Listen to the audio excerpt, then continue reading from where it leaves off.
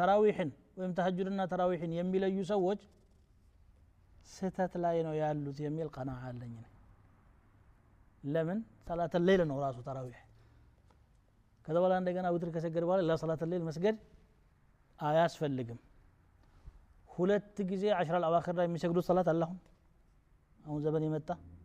እኛ ሀገር ከተጀመረ 10 ምናምን አመቱ ነው የለም ይሄ ከየት ነው የመጣው ብዬ ክትትል አድርጌ ነበር አንድ ሐዲስ መርፉዕ አላገኘው ግን የሐናቢላ ፊቅህ ላይ ተራዊህ ሰግደው ከተመለሱ በኋላ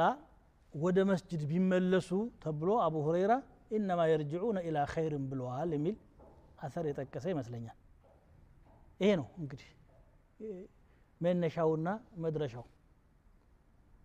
لم يثبت من فعل السلف رضي الله عنهم አልተገኘም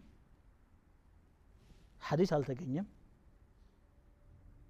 ስለዚህ እኔ ይሄ ቢድዓ ነው የሚመስለኝ እኔ ያለኝ ቀናዓ የሆነች ሪሳላ እንደውም ጽፍ ያለው በዚህ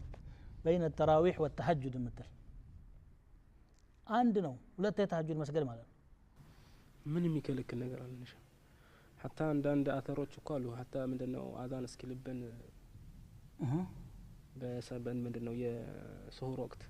እስከመልጠን እስከምንፈራ እና እስከሄደው ነበር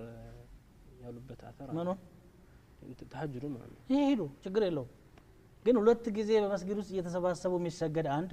እንደገና ለ10 አልአዋኺር የተለየ ሶላት መፍጠር ምን ሊሆን ይችላል ከቢድዓ ውጪ ምን የሚከለክል ነገር አለ ደግሞ አይባልም ዒባዳ ላይ هل ثبت ነው እንጂ የሚባለው ይከለክል ምንም የለም